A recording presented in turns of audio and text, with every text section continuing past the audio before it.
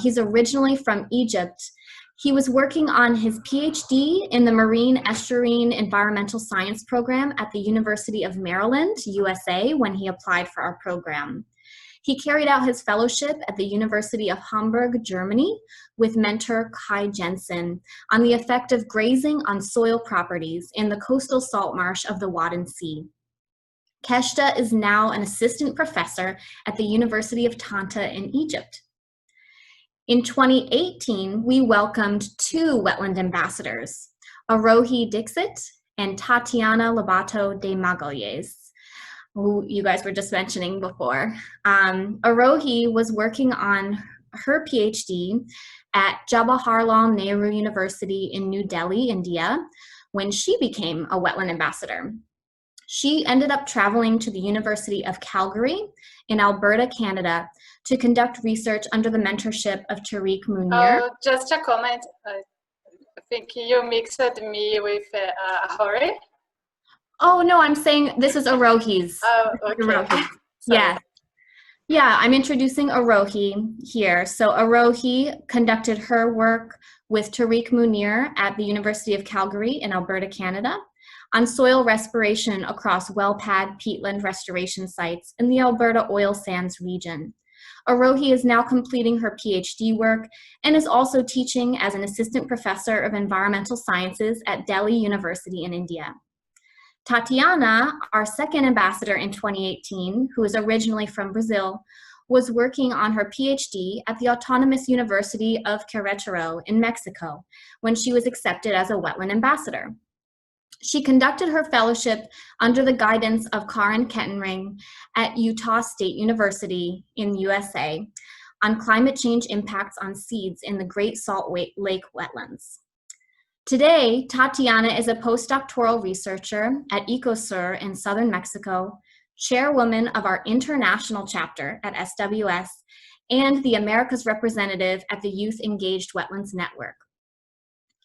Our most recent Wetland Ambassador was Priyanka Sarkar in 2019. When she applied, she was working on her PhD at Assam University in India. She completed her fellowship at Drexel University in Pennsylvania, USA, with Elizabeth Watson, where she studied the potential of biochar to increase carbon sequestration potential in wetland restoration projects. Currently, Priyanka is finishing up her PhD work at Assam University, while also having recently been appointed as a graduate research associate at Drexel University and the Asia representative at the Youth Engaged in Wetlands Network. So that's 2 of our Wetland Ambassadors working for that organization. All of these ambassadors have been absolutely incredible to work with, and it is honestly exhilarating to get to talk to them all again in the same place today. Without further ado, I want you all to be able to hear from them about their experiences. So I figured we'd start by doing a roundtable. The first question that I know we're all wondering, many of us in this room, many of you are students, the first question is, how did you become interested in wetland science? How did you get into this field? So I figured to start the roundtable, we'll begin in chronological order with Keshta, our 2017 ambassador. So we'll start with him. You can take it away. Sure. So it's absolute pleasure to be part of this panel, and thanks for all the organization and moderator. So basically, I'm a wetland lover, and I dedicated my entire career to study wetlands all over the globe, I would say. I started in my home country, Egypt, where I studied wetlands and their ecosystem surface and ecosystem functions, especially carbon sequestration. Especially in the northern part of Egypt, we have 5 different lakes there. And during one of the conference for SWS, I met with a professor from USA, and I was really enjoyed of the type of the wetland research that he is doing. And then I applied for a fellowship, and then I joined him in USA doing my PhD degree. What made me interested in becoming a wetland science, wetland ecosystems are very unique in terms of their transition zones between aquatic systems and terrestrial systems. So they are very unique, and I get the chance to do some remote sensing for the northern part of Egypt. I found them very interesting. So I decided for my entire career to be a wetland lover, keep going with wetland. That's great, Geshta. Thank you for sharing that with us. Let's keep going and we'll go to Arohi next.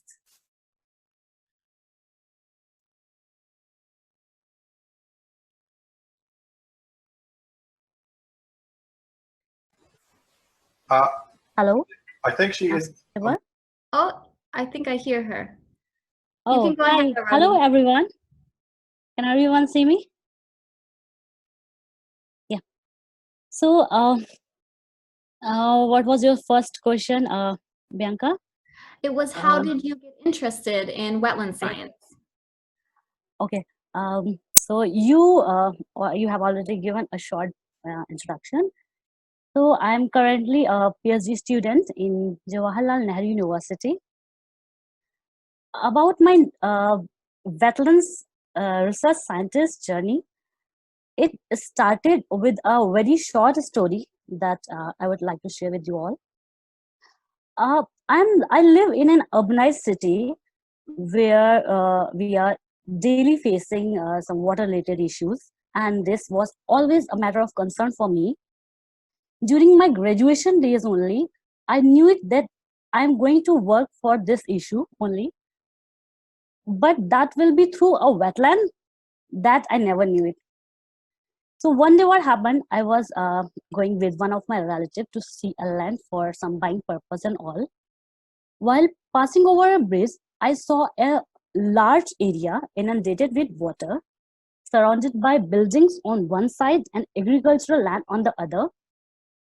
There were a number of birds and animals spread over the corners, and the scene was so beautiful that I could not stop myself from taking a break from our journey and get down from the car. When I asked my relative, "What's this?" he was like, "Oh, this is just a wasteland." These words really hurt me. And he told me that that this land has been sold for the purpose of some waste treatment plant now. I asked how how they are going to do that. I mean, this is so beautiful. This has a potential to store a lot more water, which is very good for a city like this, where we are daily facing issues like water. He said it was earlier very good, very healthy, and now what water in it get mixed with wastewater from nearby areas, nearby villages, and a waste treatment plant. This was really shocking, and this really affected me. This was the first incident that uh, I further started reading about this and all other such kind of areas. Those are situated in my city, which were grabbed by real estates and other businesses like that. After a month of this incident, I was sure that yes, this is the thing I'm going to further work on. I will definitely work on these smaller, not very well known wetlands, and I'm not going to let them die. And currently, I'm working on those urban wetlands only, and I'm really proud of that. That's a great story, Arohi. That sounds like it really was very powerful, a powerful moment for you. Thank you for sharing that with us. So now we will go on to Tatiana. Tatiana, how did you get interested in wetland science?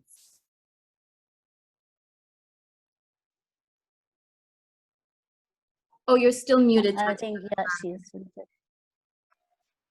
Hi, I am an agronomic engineer, and I have been working with environmental sciences and the botany in the Amazon for some years. And after that, I moved to southern Brazil. I returned to southern Brazil to do my master, and there I had the opportunity to start to work with wetlands, in the kind of wetlands that's in the highlands. There are peatlands in the southern Brazil highlands.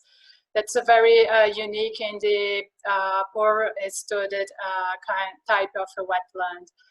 And yeah, and I just become passionate about wetlands from this moment, and I start to study more in detail the vegetation and aspects of plant distributions in southern Mexico. And a few years before I moved to, after I moved to Mexico, and when I started a PhD with highland wetlands, within some aspects of the vegetation and the connectivity using landscape genetics.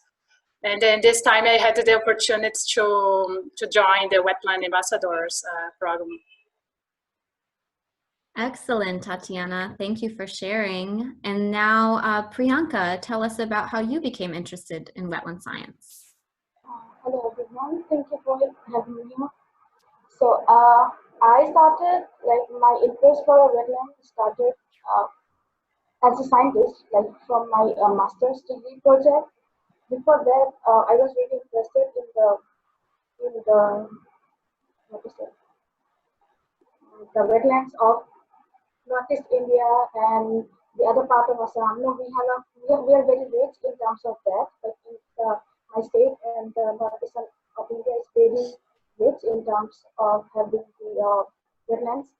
But again, I see that the wetlands are getting kind of lost, and you should know, or you might know, that there are people like the poor people in the developing countries like India are very much dependent on the wetlands. So for my master's degree, I studied how the wetlands, the wetland rice fields can be used for a concurrent rice fish culture that would have the potential to increase the productivity per unit area and may help the marginalized farmers in increasing their earning. So that's where I started, and that's how my journey started. Because I really wanted to see how wetlands are helpful, especially for the dependent communities in India and other developing countries, and and also the other ecological perspectives of wetland science and research. Great. Thank you so much, Priyanka. So now that everyone has shared with us how they got interested in this field, I would like to ask you all if you could tell us a little bit more about what you studied during your fellowship. Now, I know you could probably go on and on about this for hours, so if you could give us just a little elevator pitch of what you did and the parts that were really important to you, that would be great. Why don't we start with Arohi? I see her right here on my screen.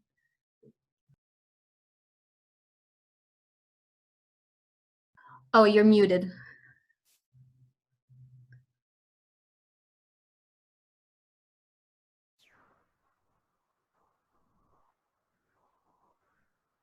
Okay. I carried out my fellowship in Calgary University, which is in Canada, under mentorship of Dr. Tariq Munir, who is working in the field of Canadian peatlands.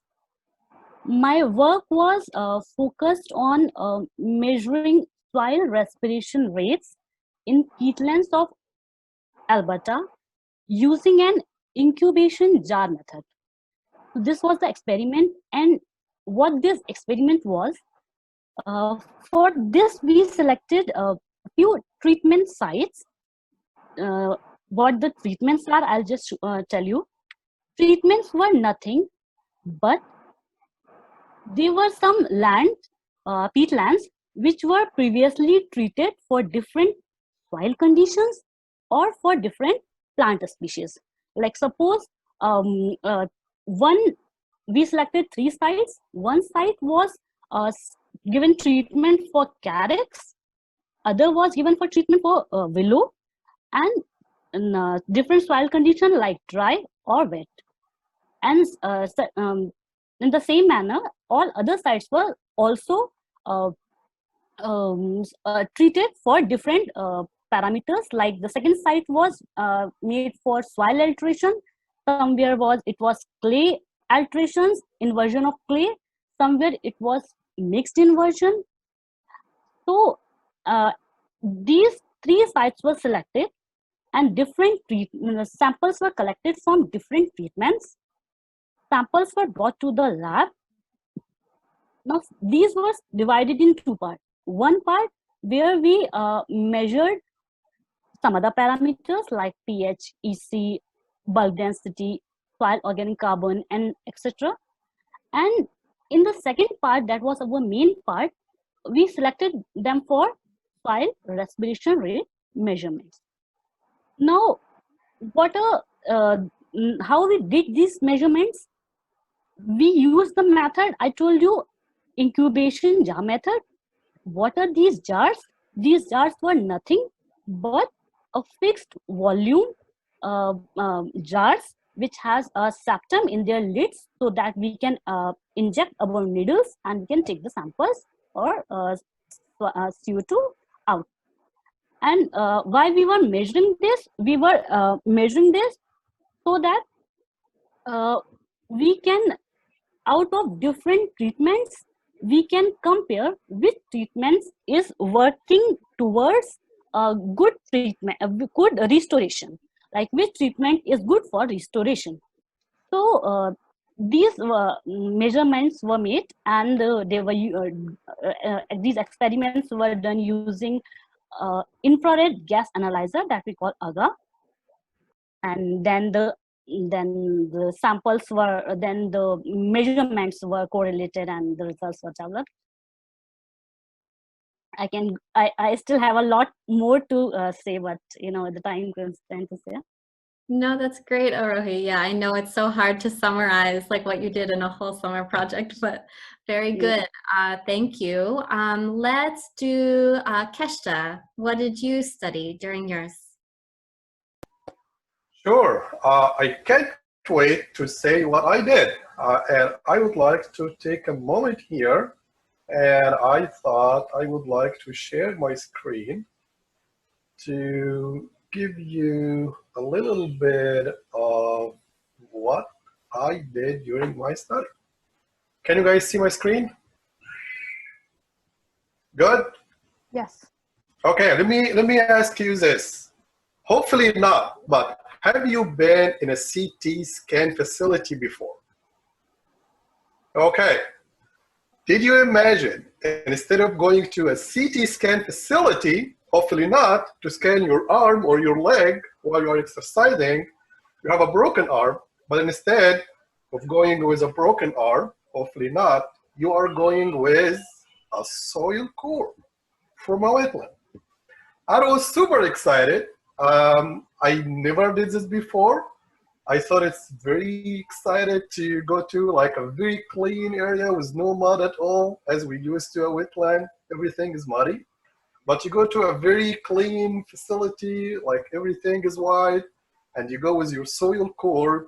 Can you please scan this and give me a 3-dimensional of what is the soil pores and the soil core look like? I thought it was very interesting, and my lab mate and colleague was very excited to see like a soil core in a 3D view. We get a chance to see 3 different directions, X, Y, and Z, with a resolution of 0.3. So that was the idea. So we get a very excited machine to work with and a very fancy software. And basically, the research question that we imposed was, okay, I did the study in Germany, in Hamburg, and they totally have a different ecosystem with different regulations. I will talk about this later, but one of land management issue is grazing, especially sheep and cattle and all of this. So they said, okay, we do have 2 main experiments. One of them have been grazed for over a couple of decades. The other one never been on a grazing before. So they said, okay, is it possible that we can see what does the soil core look like 10 years ago in a 3D view? That was the question. So we do have two main treatment, a wetland, a salt marsh that have been grazed for over a decade, and another wetland that didn't, or like when the grazing stopped a decade ago, that never been grazed for at least 5 to 10 years. We scanned both of them, and I just want to point out, this is a graphical abstract. It's under publication, so it's not published yet, but it's under review now. So basically, this is, you can see the little sheep here where they are grazing, and this is our CT scan facility where we took our soil core. The good thing is there is no disturbance. You take your soil core, like an intact soil core. Like this is very fancy, I would say. And then we scan them. So you got two images, 3D video, where X, Y, and Z is represented. But of course, if you have been in a GIS world, it's always a problem how you have a globe in a 3D and you end up presenting it in a flat, which is 2D. But anyway, I hope you can see this one is specifically, which has a 3D impression. But so basically, this core here and this core here, this one is like the top 3 core. This is the grazed wetlands or the grazed salt marshes. And this one here is ungrazed salt marsh. So this is just like the regular scan core. We didn't scan anything, or we didn't do any analysis, just the regular scanning. You can see here, especially in the top 20 centimeter, you can see the soil is less compacted. You can see a lot of soil pores, whatever they are filled with air or water, compared to the first top 20 or 30 centimeter in the grazed marshes, which is really, really compacted. I hope you can see this. Then we took this and we did some segmentation for breaking all the signals. Okay, this is soil, this is air, this is water, this is roots. And if I get the chance, I can go on, but very quickly, 2 parameters that we visualized. The first one here in the right, all the way to the right here, this is the grace. The denser the color and the redder is, the more dense the soil. So for example, this core here, you can see all of this is grazed, and you get the chance to see this kind of layer horizon here, where they do have very dense sediment from the grazing and the trampling of all the cattle and the sheep. While you look at the ungrazed one, you didn't see all of this layer horizon in between, because this is ungrazed, and this is a very clear effect from the grazing. Another parameter that we looked for, okay, like we expect the grazing to compact the soil, and ungrazed soil will have more pores, more aeration, and all of this. I don't know if you can see the green color. This is ungrazed. All the green dots here, this represents the pores that are filled with air. If you look for the top 30 centimeter of this core here, and compare this to the grazed one, definitely the ungrazed has a lot and a lot of pores that are well aerated, can transfer the water and all of this, compared to the grazed one that is very compacted. This is only a snippet of what we did. And if I get the chance, all the way at the end of the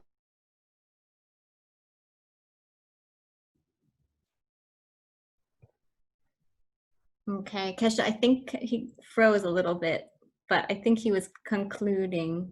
And yes, certainly if you have more questions for Kesha, you can put that in the chat, or we can talk at the end with our Q&A section. But let's move on to Tatiana next. Can you tell us about your research? Yes, sure. I did my fellowship in the Utah State University with Dr. Karen Catherine, and we developed an experiment in the Great Salt Lake wetlands, and the 2 experiments in a laboratory in the wetland ecology lab. I worked with a completely different field of that the one I was doing in my PhD. In my PhD, I was studying landscape genetics and the plant diversity. And in my fellowship, I did research with climate change and seed germination. We used two species that are invasive and one native species. Results were good, and we published paper, an article in the Wetland Science Practice journal, the Society Journal, in January 2019. If anyone wants to know more details about it, and also I presented with Dr. Karen Catherine on a webinar in 2018. Thanks. Great, thank you, Tatiana. That was very concise. All right, Priyanka, tell us about your experience. Hi, I work with Dr. Elizabeth Watson in the Drexel University, Pennsylvania, and my topic was can biochar, it's a carbonaceous soil additive, be effective in sequestering carbon in the wetland restoration project. So biochar is a really promising option for nowadays, because it's potential in sequestering carbon, and the coastal managers in the US have been increasingly interested in using the biochar in the wetland restoration projects. So for my field, the project work, I did a greenhouse study. It's an experimental study, and I collected the coastal wetlands from the New Jersey coastal wetlands, and I incubated those wetland soils with the 5 different types of biochar, from 5 different feedstocks like marine biochar, bamboo, then softwood, hardwood, and rice husk, in 3 different concentrations or with the doses, like 0%, 10%, and 20%. And we studied the gas flux, especially with carbon and methane, by weekly measurements, and we found that, and the study was done for 11 weeks, and we found that in the initial weeks, the biochar among the soils, they release more carbon, but with gradual time, the carbon sequestration was more in the biochar among the soil than that controls. So I will be sharing my research in July webinar, LWS webinar, in details. So yeah, so I think that's a very good study that will give an insight to the US managers who are looking for some sustainable options for climate change mitigation. Thank you. Great. And yes, as Priyanka mentions, she will be presenting her research in a webinar in July, our SWS webinar series, with her mentor, Elizabeth Watson. So if you want to learn more, definitely come to that webinar. So the next question I wanted to ask you guys, because Wetland Ambassadors is about being an ambassador, learning something in a new place and bringing that information back to your own communities, I wanted to ask, what are some things that you learned during your fellowship that you brought back to your own home institution and that you plan to share or have already shared with others in your community? So why don't we begin with, let's do Tatiana. Yeah, definitely.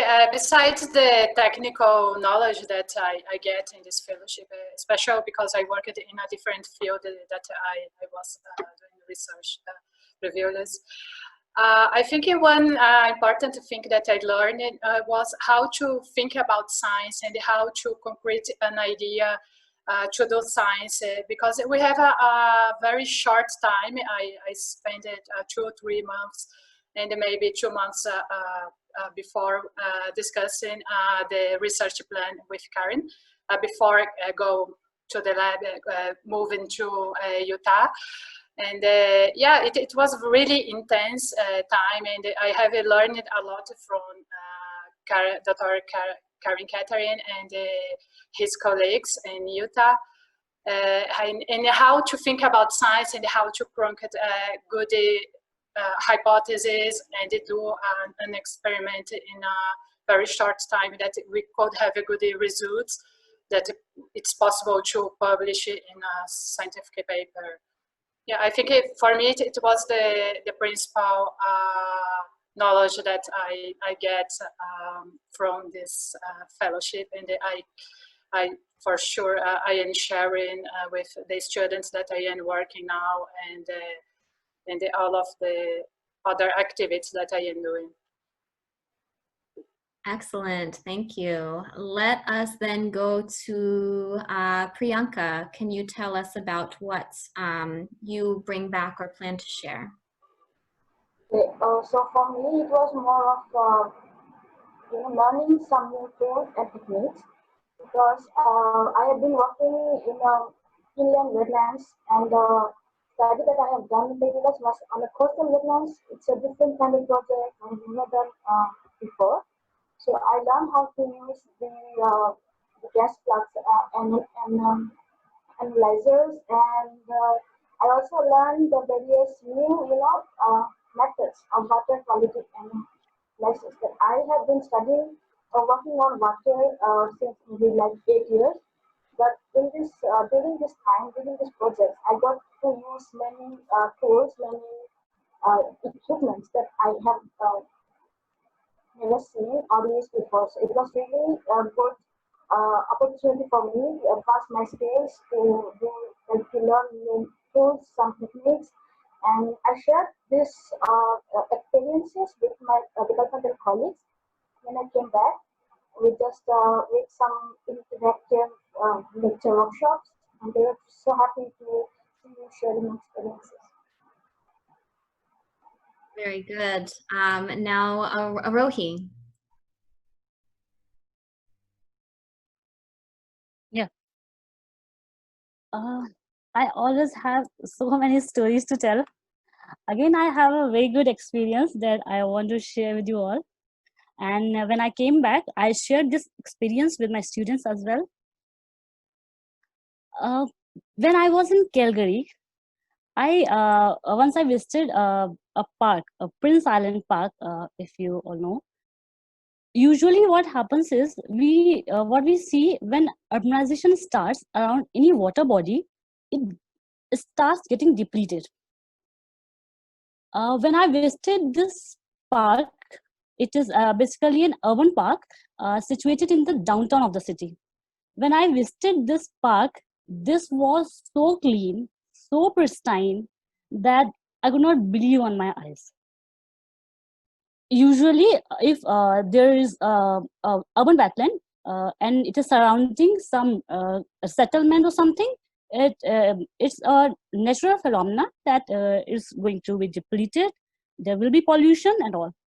But this was, but when I saw it, I was really curious to know how they have maintained it so well amidst the city. As I'm working within the similar kind of environmental setup in the same wetlands, so I really wanted to learn how they developed a method or a restoration technique that they were able to maintain that wetland in that situation. And if I get chance one day, I would really like to learn the techniques and method they have used. I think this was a very good example of human and nature balance that I experienced. Very nice. Thank you for sharing that story, Arohi. And then let's see, Keshta, what about you? What things did you bring back or will share?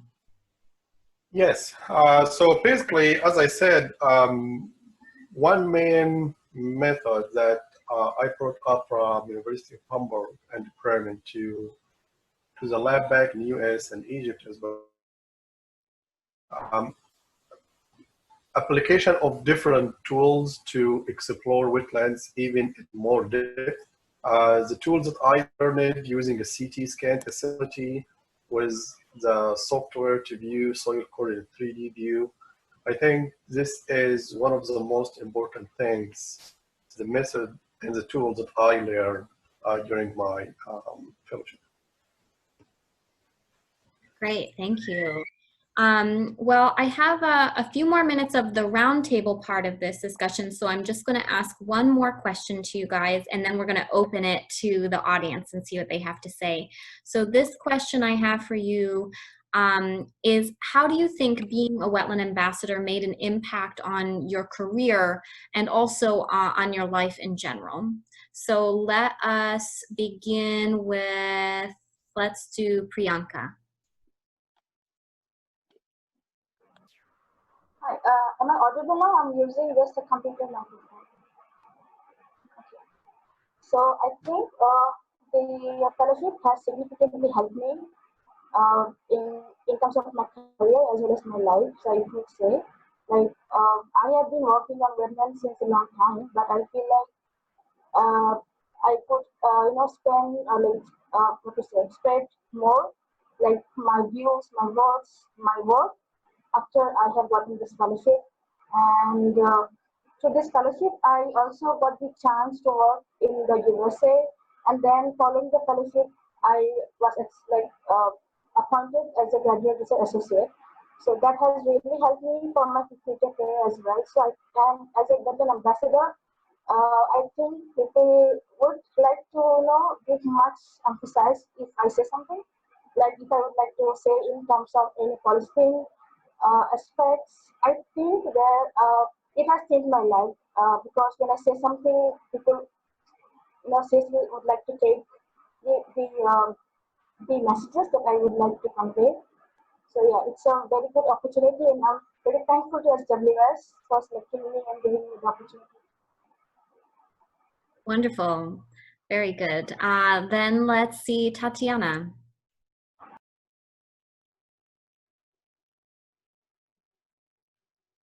Oh, you're still muted.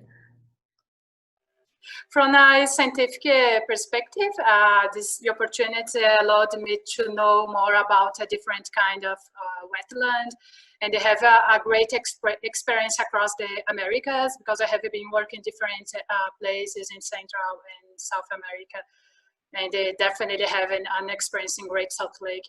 Is important for me as a wetland scientist.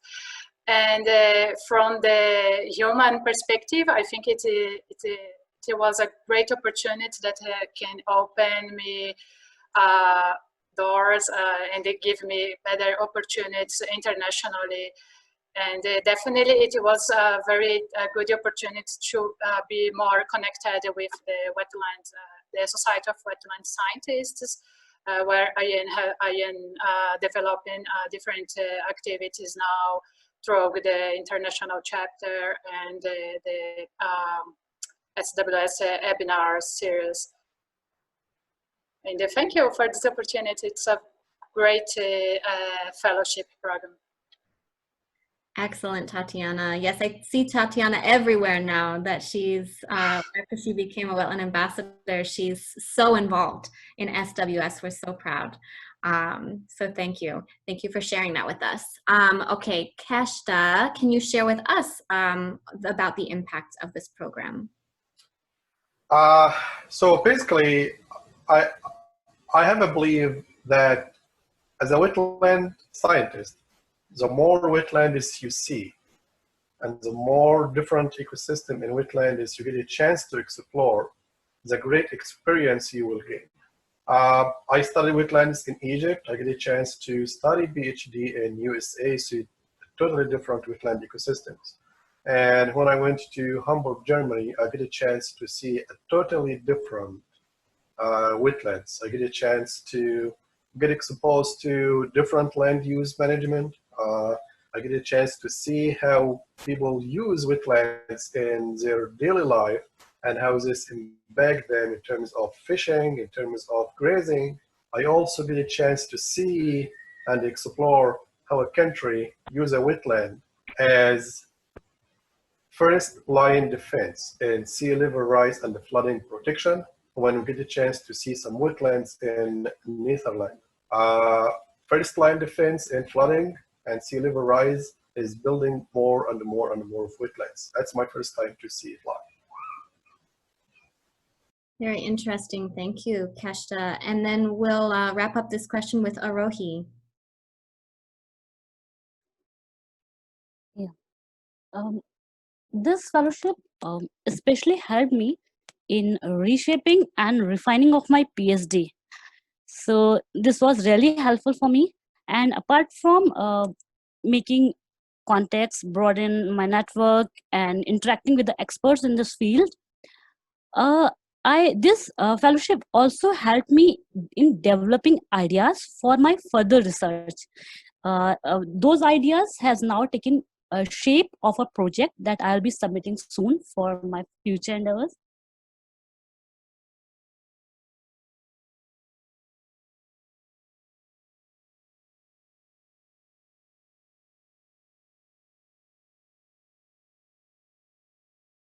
Maintained. And yes, what the part we what else, yeah, what other steps that we can take in our country so that we can manage them well or we can restore them. In very short, these 3 months were the transition phase of my life from a PhD student to a wetland ambassador, to a researcher, sorry. So, That's great. Thank you, Arohi. So now I'd like and to. yes, sorry to interrupt you, Bianca. I would especially like to thank Stephanie and you for organizing all these things. And yes, I would like to thank SWS for providing us this opportunity. Great, no problem. Yes, so thank you all for answering all of those questions. I'm hoping we have some questions from the audience. So this is your time, if you're in the audience, to ask any questions. You can use the raise your hand and we can call on you, or you can type in the chat, whatever you're most comfortable with, and we can take your questions from there. So anything for the panelists, anything about the program that you want to know more about.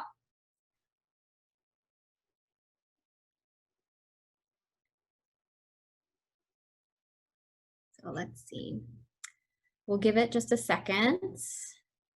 I do have a lot of questions still written as backup, just in case everyone's super shy, but I'll give you all just a second and I'll just check and make sure there's nothing on the Slack. I don't see anything there.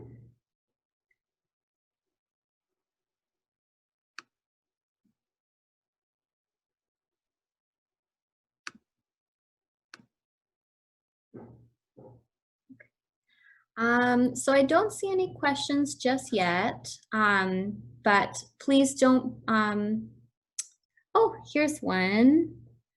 Okay, so we have a question. What advice would you give to someone who is interested in being a wetland ambassador? So any of you, any of my panelists that want to speak to this, go ahead.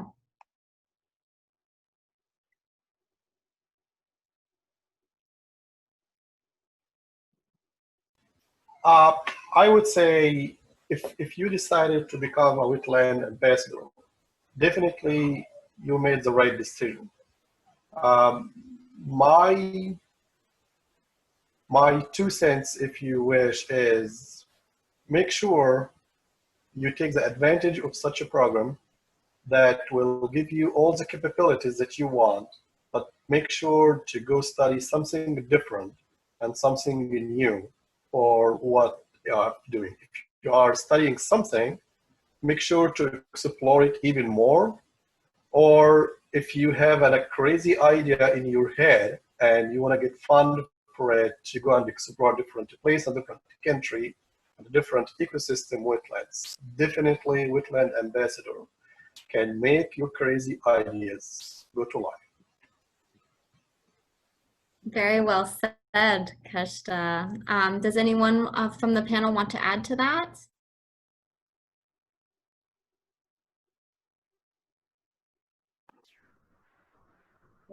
So I would like to add, like any researcher who are really passionate about wetland science should definitely grab this opportunity and applying for this WS Wetland Ambassador, because it does help me a lot, like in terms of what is it, improving my skills, my knowledge, and it will also provide you a very wide network for future research collaborations. So anyone who is really interested in wetland science must apply for this opportunity. It's a very helpful and would give a lifelong opportunity. Excellent. Thank you, Priyanka. We have another question, and this one is asked specifically to Arohi and Priyanka. It's asking, being an ambassador, what is your plan to conserve a wetland in your country? Oh, Priyanka, you go first. Okay. So I am very passionate, as I mentioned before, because in developing countries like India, where the laws or policies for wetland conservation are like kind of non-existent or very poor. So it's like there should be more people raising their voices. And as a scientist, I think it's kind of easier because you are a scientist, so your voice should be more audible to the policymakers. So for my next studies, after I finish my PhD, next year I would go to Germany to carry out my green talents research day. So there I would like to carry out some policy-based work, uh, like considering the wetland conservation in India. And after I come back, I really want to pursue in-depth studies, mainly focusing on finding the gap in the policy conservation in India and how we can improve and add.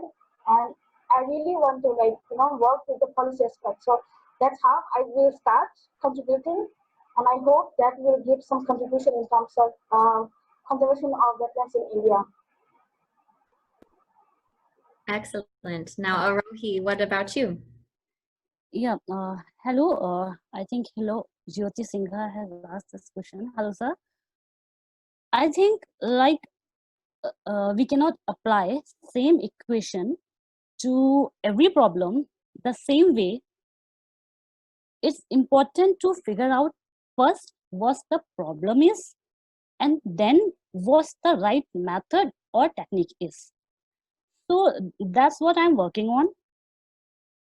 First, I did not select a well-known wetland to work on. I selected few lesser-known wetlands, and that to the urban wetlands, to save them, because now urban wetlands are a topic of concern nowadays, as everyone is moving towards the nice part, and developments are taking place at very fast pace. So I'm working on them first to figure out the problem, and then I'm learning the techniques that I can apply to save them.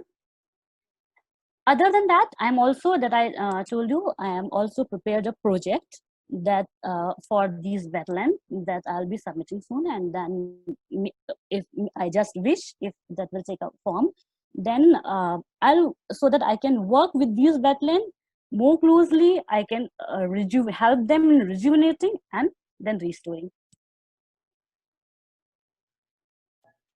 Thank you, guys. Another question is, in your opinion, what can the Society of Wetland Scientists do to best support students like you either were at the time of your fellowship or still maybe are now?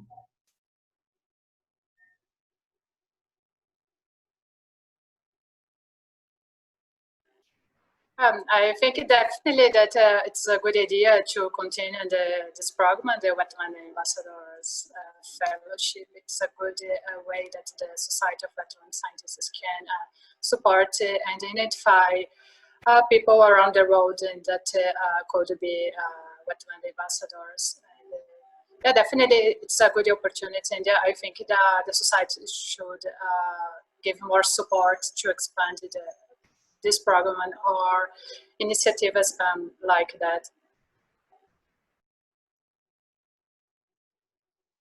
Excellent. Thank you for sharing that.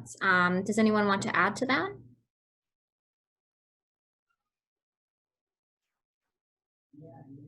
Okay. We have a couple more questions coming in, so everybody got their shyness out. Let's see. So we just did one from David, so I might skip ahead, and there's one here which is, what were some surprises that you found out of being an ambassador, some things you might have been surprised about. And there's a second part to this question about, are there more people interested in wetlands than we expected or that you anticipated?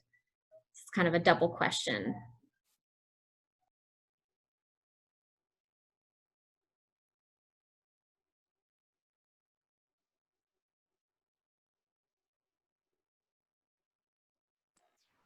A surprising fact for me during my fellowship was that we received some students from like 9, 10 years old girls from the high school, and we presented the lab, the wetland lab in Utah State University, to these children. And we needed to present the different researches that the lab are developing in that moment. And the students get the opportunity to ask in the researches about whatever they want to know about the research or not. And they found it very interesting in my person, because I'm from Brazil and doing a PhD in Mexico at this time. And now I was in Logan, that it's a small town in US. And they asked me, how people do research in Brazil, for example. They are very curious to know about the differences. And South America could be a totally different world. And it was interesting for me, this kind of question. And I try to explain then that in research we use scientific methodologies, and it should be very standardized between countries, because we needed to do science and communicate science in the same way around the world, and because we use English and a lot of protocols. And but it was surprised me about how people can have no idea or information about another countries, and how this kind of fellowship and international exchange can be important, not only for the fellows, but also for all the people that is involved in the laboratory and in the local that the fellow is living during the fellowship. Excellent. Yeah, that was something that I was curious about to ask you guys as well. It's such a unique experience to be able to work in wetlands in a completely different place and kind of be exposed to that. So to kind of add to that question that one of our audience members asked, was there something that was very different about, say, even local wetland regulations in the different area than what you were used to back in your community? Or were there differences in human impact or the ecosystems themselves? Arohi already touched on this a bit with some of her stories, but is there anything you guys want to add about that? Keshta, yes, you can add. One thing that I found very different is that I see at my sites when I started this in Hamburg, Germany. They build seawalls just behind where they restore wetlands. And these high seawalls use them as a defense line for flooding and sea level rise. That was my first time to see sea walls like this big and huge, I would say. In Egypt, we have the high dam, but this is like more like for water management thing. But like these kind of sea walls, they build them to like first line defense for flooding and sea level rise.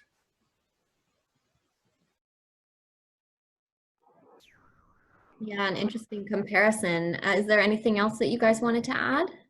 Yeah, I wanted to mention that while I was doing the project with Dr. Watson, sorry. So I also got an opportunity to work in one more coastal wetlands, and it is named as El Consul in California. So that was a surprise for me, like visiting wetland restoration projects that I had never been experienced before. So there, first time I saw that they are trying to restore a big area and using some of the same project that I have been doing in the greenhouse. They have been doing in the field conditions. So that's something that I experienced for the first time. And if you would ask me about the human impacts, then the wetland that I have been studying in India is being mainly used for paddy cultivation, fisheries, and all. So the wetland I worked in the US was totally of different, having kind of no human impacts in terms of any kind of disturbance. So that's what I face the differences. What made me feel that what is the differences between the regulations and the human impacts in the two different countries. Great.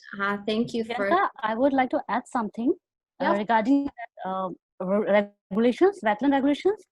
So one thing that I experienced during my fellowship was the setup. The wetland regulations are totally different in these places as compared to ours. You cannot enter a wetland if you do not have a proper certification or a proper training, or you have proper equipments.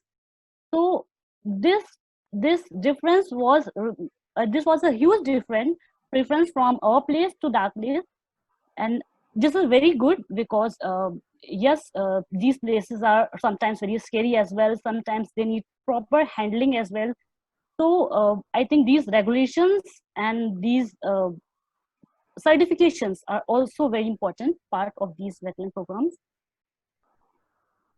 Yes, definitely. And it seems like a lot of you are interested in getting more into the policy as you keep going and keep on going in your careers. So that's really great. Well, we have neared the end of our time. This has just flown by, and I've really enjoyed hearing from all of you. I still am just blown away that we have all 4 of our wetland ambassadors in one place and get to talk to you about your experiences. Now, for all of you attending, if you want to talk to the panelists more, if you have more questions that come up later, please use the Slack workspace. And you can use the handle for this Waterside chat to type in any of your questions to get conversation going. Tatiana just posted her ResearchGate profile if anyone wants to add theirs as well. Just make sure that you guys stay in touch and in contact. And I just want to thank our panelists for taking the time to come out and tell their stories, and to thank them for being our wetland ambassadors. You guys have represented the Society of Wetland Scientists so amazingly, and I am beyond proud of you. And I also want to thank everyone who came to hear us in the panel today. Any of you students out there, just keep on going, keep on studying wetlands, become a wetland ambassador, and we hope to talk to you all soon. So thank you all, and I'll turn it over to our organizers.